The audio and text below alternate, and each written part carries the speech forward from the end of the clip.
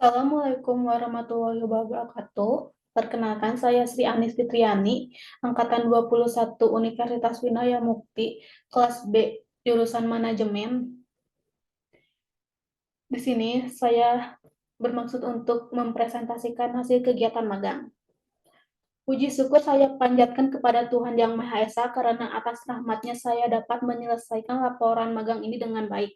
Laporan ini disusun sebagai hasil dari kegiatan magang yang saya lakukan di Dinas Kesehatan Kota Bandung, tepatnya di subbagian keuangan yang dilaksanakan pada periode 14 Oktober 2024 sampai dengan 31 Januari 2025.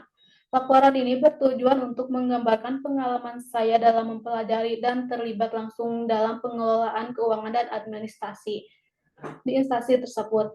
Saya menyadari bahwa laporan ini tidak akan terwujud tanpa bantuan dan dukungan dari berbagai pihak. Oleh karena itu, saya ingin mengucapkan terima kasih yang sebesar-besarnya kepada Bapak Dr. Haji Deden Komar Priyatna, STSI PMM CHRA selaku Rektor Universitas Winaya Mukti.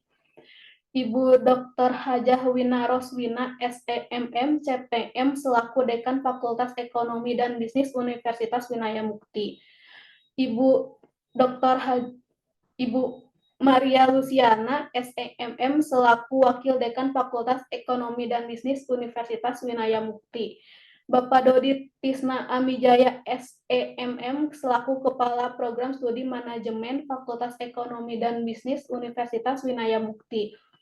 Kepada Bapak Dr. Feby Febrian, SEMM, selaku dosen pembimbing magang yang memberikan bimbingan beserta arahan kepada saya dari awal hingga akhir penulisan.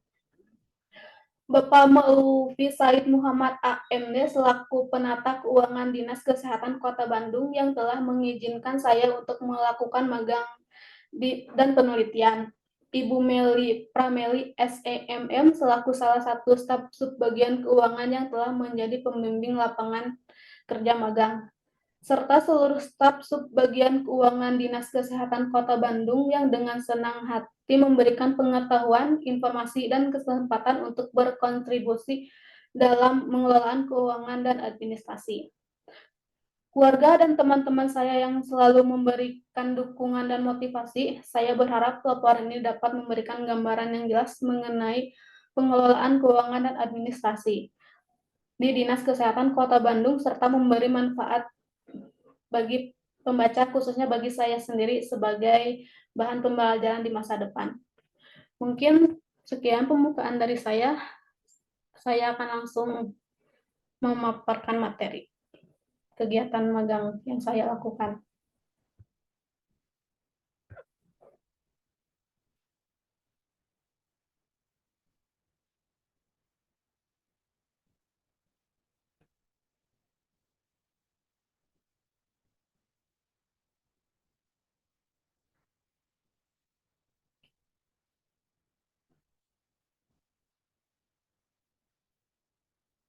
Dengan judul Laporan Pengelolaan Keuangan dan Administrasi Kenaikan Gaji Berkala di Dinas Kesehatan Kota Bandung.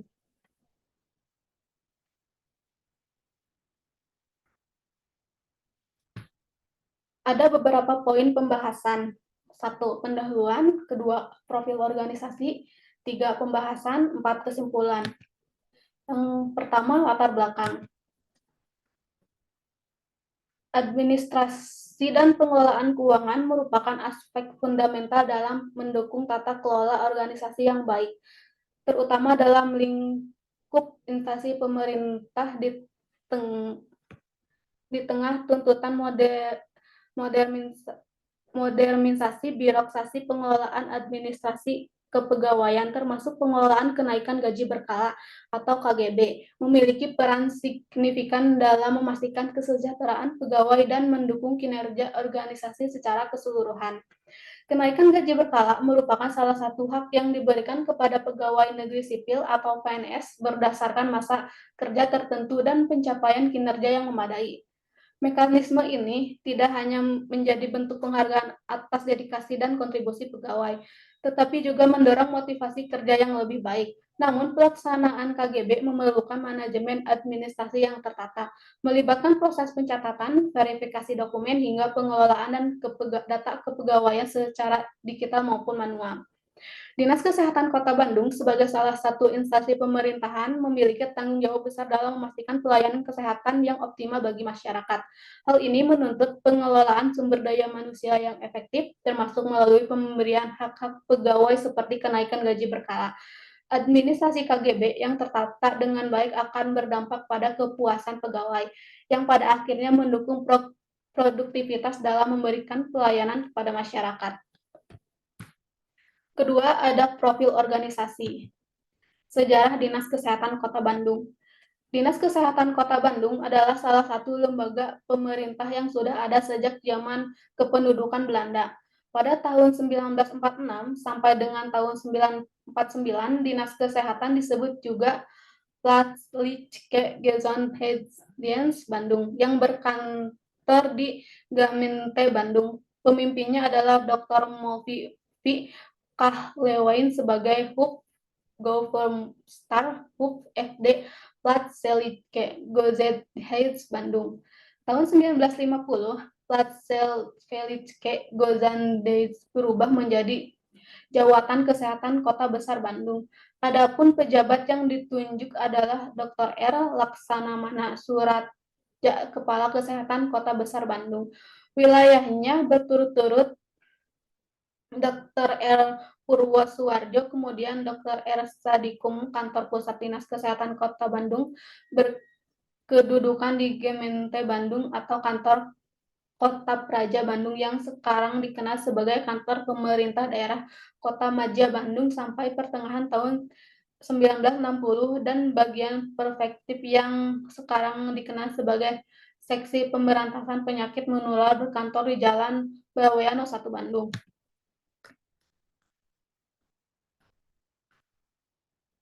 Pada tahun 1960, Pusat Dinas Kesehatan pindah ke Jalan Badak Singa nomor 10 Bandung, menempati sebagai dari kantor penjernihan air yang sekarang merupakan kantor perusahaan daerah air minum atau PDAM. Sampai tanggal 9 Oktober 1965, pada tanggal 19 Oktober 1965, pindah lagi ke Jalan Supratman nomor 30 Bandung sampai sekarang. Pada tahun 1950, Jawatan Kesehatan Kota Besar Bandung terdiri dari 10 balai pengobatan, kemudian pada tahun 1972 berkembang menjadi 4 pusat kesehatan yang terdiri dari 1 pusat kesehatan masyarakat, 18 balai kesehatan khusus, kemudian 18 balai kesehatan dan anak, serta 6 klinik bersalin. Berdasarkan SK nomor 50 tahun 1952 tentang pelaksanaannya, yaitu pemerintah pusat mengenai kesehatan kepada daerah-daerah di kota besar atau kecil. Pengelolaan kepegawaian Dinas Kesehatan secara bertahap angsur diserahkan kepada Pemda Kota Madya Dati II, Bandung, dan status pegawainya terdiri dari pegawai pusat dan pegawai pemberantas penyakit cacat dan mata. Dinas Kesehatan Kota Bandung didirikan dengan tujuan meningkatkan derajat kesehatan, yaitu melalui 1. Kegiatan kuratif atau pengobatan pencegahan seperti puskesmas. 2. Kegiatan preventif atau pencegahan terhadap penyakit, misalnya mencegah sampai menjadi dan menjaga kebersihan lingkungan dan orang lain. Adapun visi misi dari Dinas Kesehatan Kota Bandung, pertama visi kepala daerah dan wakil kepala daerah terpilih menggambarkan arah pembangunan atau kondisi masa depan daerah yang ingin dicapai dalam masa jabatan selama 5 tahun sesuai misi yang diemban dengan mempertimbangkan arah pembangunan jangka panjang daerah, kondisi permasalahan dan tantangan pembangunan yang dihadapi serta isu-isu strategis, maka visi Kota Bandung tahun 2018 hingga 2023 yaitu terwujudnya Kota Bandung yang unggul, nyaman, sejahtera, dan agamis. Adapun misinya, misi adalah rumusan umum mengenai upaya-upaya yang dilaksanakan untuk mewujudkan visi dengan memperhatikan faktor-faktor lingkungan strategis internal dan eksternal. Dalam mewujudkan visi Kota Bandung didukung oleh 5 visi. Pertama, membangun masyarakat yang humanis, agamis, dan berdaya saing. Kedua, mewujudkan tata kelola pemerintahan yang melayani efektif, efisien, dan bersih. Ketiga, membangun perekonomian yang mandiri, kokoh, dan berkeadilan. Keempat, mewujudkan Bandung nyaman melalui perencanaan tata ruang, pembangunan infrastruktur, serta pengendalian pemanfaatan ruang yang berkualitas dan berwawasan lingkungan. Terakhir, mengembangkan pembiayaan kota yang partisipatif, kolaboratif, dan terintegrasi. Selanjutnya ada tugas pokok dan fungsinya. Berdasarkan Peraturan Dinas Kota Bandung Nomor 3 Tahun 2021 tentang perubahan atas Peraturan Daerah Kota Bandung Nomor 8 Tahun 2016 tentang pembentukan dan susunan perangkat daerah Kota Bandung. Dinas Kesehatan Kota Bandung merupakan perangkat daerah dengan tipologi A dengan penyelenggaraan urusan pemerintahan bidang kesehatan.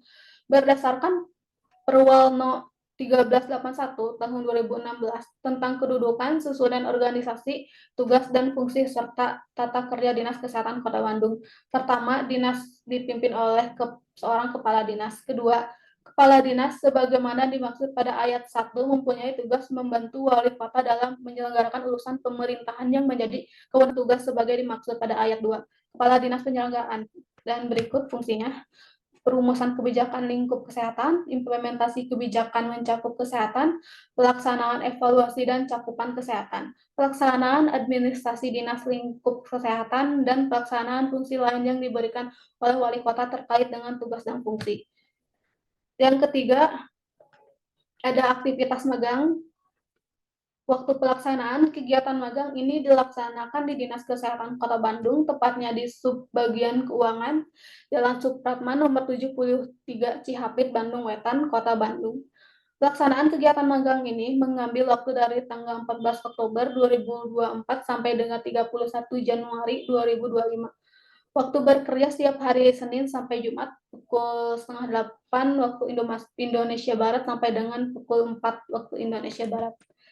Bentuk kegiatan magang yang saya lakukan selama menjalani program magang di Dinas Kesehatan Kota Bandung, saya terlibat dalam berbagai aktivitas yang berkaitan dengan pengelolaan keuangan dan administrasi kenaikan berkala. Selain itu, saya juga berpartisipasi dalam berbagai tugas administrasi lainnya yang mendukung kelancaran operasional dinas. Bentuk kegiatan magang yang penulis lakukan meliputi beberapa aspek. Pertama, pengenalan dan orientasi lingkungan kerja. Pada tahap awal, mengikuti sesi orientasi untuk memahami struktur organisasi, tugas dan fungsi masing-masing bagian, serta prosedur kerja di Dinas Kesehatan Kota Bandung. Kegiatan ini mencakup pengenalan kebijakan keuangan dan administrasi di instansi pemerintahan, memahami alur pengelolaan keuangan serta mekanisme kenaikan gaji berkala bagi pegawai negeri sipil dan pegawai pemerintahan dengan perjanjian kerja atau P3K. Mengenal sistem dan perangkat lunak yang digunakan dalam administrasi keuangan. Kedua, pengelolaan dokumen keuangan dan administrasi gaji. Dalam kegiatan ini, saya dilibatkan dalam berbagai tugas administratif yang berhubungan dengan pencatatan dan pengelolaan dokumen keuangan. Antara lain, mengumpulkan dan mengarsipkan dokumen KGB untuk pegawai PNS dan P3K. Mengarsipkan dokumen berita acara untuk memastikan dokumen tersimpan dengan rapi.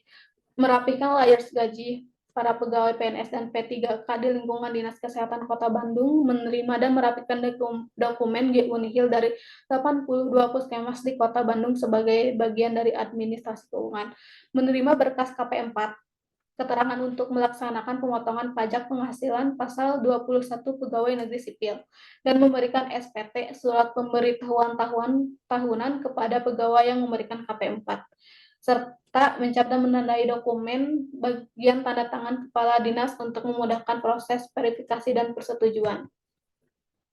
Ketiga, ada penerimaan tamu rekonsiliasi keuangan puskesmas. Sebagai bagian dari tugas administrasi, saya juga berperan dalam proses penerima tamu dan rekonsiliasi keuangan bulanan, yaitu menerima tamu dari 82 puskesmas di Kota Bandung yang datang untuk melakukan berita acara rekonsiliasi penerimaan dan pengeluaran bulanan, membantu dalam proses rekonsiliasi keuangan, memastikan laporan keuangan dari masing-masing puskesmas sesuai dengan catatan Dinas Kesehatan, mengkomunikasikan informasi terkait dokumen yang harus dilengkapi oleh puskesmas dalam proses rekonsiliasi keuangan. Sekarang ada ketiga, mulai ke pembahasan. Pertama, pengertian manajemen. Manajemen merupakan suatu proses yang melibatkan perencanaan, perorganisasian, pengarahan, dan pengendalian sumber daya untuk mencapai tujuan tertentu secara efisien dan efektif. Menurut Robbins dan Coulter, manajemen dapat didefinisikan sebagai koordinasi dan integrasi sumber daya organisasi melalui perencanaan, pengorganisasian, kepemimpinan, dan pengendalian guna mencapai tujuan yang telah ditetapkan. Menurut Fayol sendiri, salah satu tokoh klasik dalam ilmu manajemen, menyatakan bahwa manajemen terdiri dari 5 fungsi utama, yaitu perencanaan, pengorganisasian, pengarahan, koordinasi, dan pengendalian.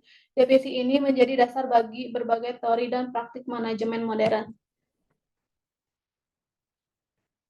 Kedua, ada pengertian pengelolaan manajemen keuangan.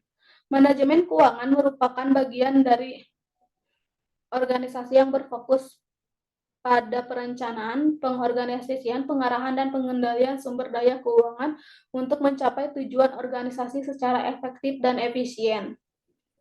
Manajemen keuangan memainkan peran strategis dalam memastikan keberlanjutan operasional organisasi, baik di sektor bisnis, pemerintahan, maupun organisasi nirlaba. Menurut Gitman, manajemen keuangan adalah proses pengambilan keputusan yang melibatkan aspek investasi, pendanaan, dan pengelolaan aset perusahaan.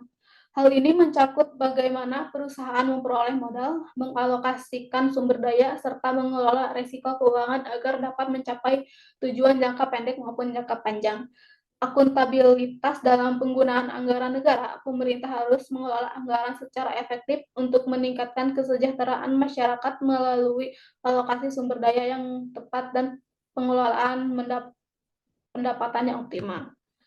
Ketiga, ada pengelolaan keuangan dalam administrasi publik. Pengelolaan keuangan dalam administrasi publik adalah upaya untuk mengelola sumber daya keuangan secara efisien, efektif, transparan, dan akuntabel sesuai dengan prinsip-prinsip tata kelola yang baik. Proses pengelolaan keuangan mencakup beberapa tahap antara lain perencanaan, anggaran, pelaksanaan anggaran, pengawasan, dan pelaporan keuangan. Dalam konteks pengelolaan kenaikan gaji berkala, keuangan menjadi faktor yang krusial dan memastikan anggaran yang dialokasikan sesuai dengan kebutuhan dan bahwa setiap pegawai mendapatkan haknya. Keuangan yang dikelola dengan baik memastikan kelancaran administrasi KGB, meminimalisir kesalahan dalam perhitungan, dan mengoptimalkan penggunaan anggaran untuk kesejahteraan pegawai. Menurut Peraturan Pemerintahan Nomor 15 Tahun 2019 tentang kenaikan gaji berkala, setiap pegawai negeri sipil memiliki hak untuk menerima kenaikan gaji berdasarkan masa kerja tertentu. Pengelolaan keuangan yang tidak efisien dapat menghambat pelaksanaan hak tersebut, sehingga membutuhkan sistem pengelolaan yang baik untuk meminimalisir pemborosan anggaran dan kesalahan dalam proses administrasi. Keterbukaan dan transparansi dalam pengelolaan keuangan publik juga menjadi bagian dari prinsip good governance. Administrasi kenaikan gaji berkala. Administrasi kenaikan gaji berkala atau KGB adalah proses yang melibatkan pengumpulan data pegawai, verifikasi, validasi, dan pemrosesan dokumen untuk memastikan kenaikan gaji berkala dilakukan sesuai dengan peraturan yang berlaku. Proses ini mencakup beberapa tahap, mulai dari pengumpulan data, pegawai yang memenuhi syarat, verifikasi dokumen, hingga keputusan akhir mengenai kenaikan yang diberikan kepada pegawai. Keterlambatan atau ketidakakuratan data dapat berdampak pada proses administrasi KGB yang tidak lancar dan berpotensi merugikan pegawai atau pemerintah. Dalam pengelolaan KGB, penggunaan teknologi informasi yang terintegrasi menjadi salah satu solusi untuk meningkatkan efisiensi sistem informasi. Manajemen kepegawaian berbasis teknologi dapat membantu memudahkan verifikasi data secara real-time, mempercepat proses, dan mengurangi kemungkinan kesalahan manual. Oleh karena itu, sistem yang efektif dalam pengelolaan data pegawai dan administrasi KGB sangat diperlukan untuk mendukung efisiensi kerja di instansi pemerintah. Tantangan dalam pengelolaan keuangan dan administrasi KGB.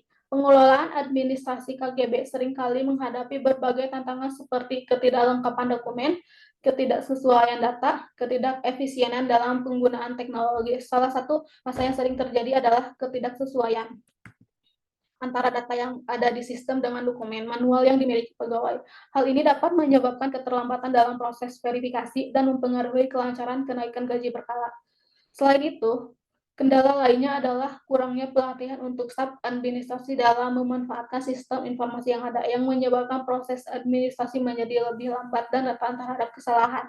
Selain itu, faktor eksternal seperti perubahan regulasi dan kebijakan juga dapat mempengaruhi kelancaran pengelolaan KGB. Misalnya, peraturan pemerintah yang baru atau kebijakan yang diterapkan oleh lembaga negara dapat mempengaruhi prosedur administrasi yang sudah berjalan sehingga perlu adanya pembaruan dan penyesuaian dalam administrasi pegawaian. Implementasi good governance dalam administrasi publik.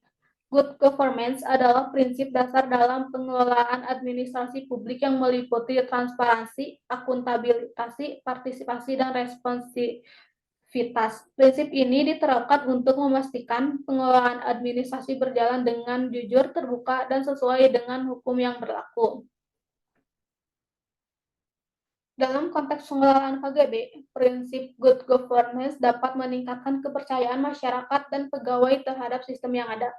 Menurut Undang-Undang Nomor 5 Tahun 2014 tentang Aparatur Sipil Negara, pengelolaan pegawaian di sektor publik harus memperhatikan prinsip-prinsip good government dengan memastikan pelayanan publik yang berkualitas dan adil bagi setiap pegawai. Implementasi prinsip-prinsip ini dalam administrasi KGB dapat meningkatkan efisiensi pengelolaan keuangan dan mendorong profesionalisme dalam bekerja.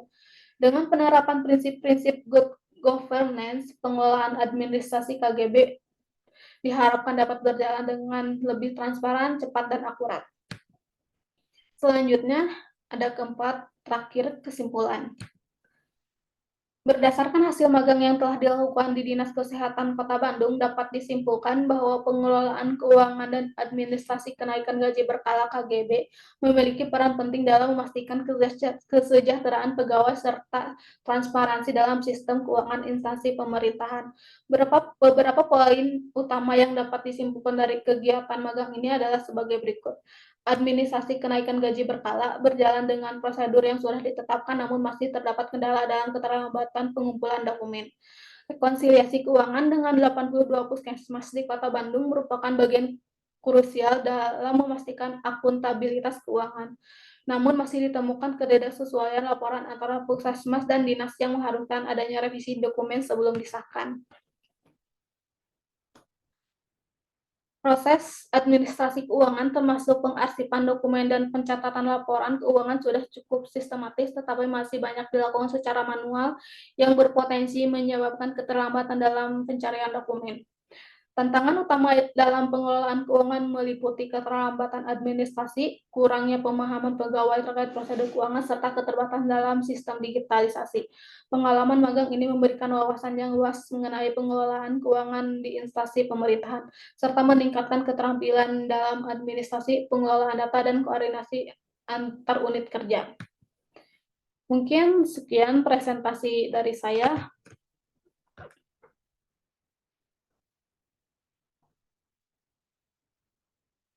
Kurang lebihnya saya mohon maaf. Assalamualaikum warahmatullahi wabarakatuh.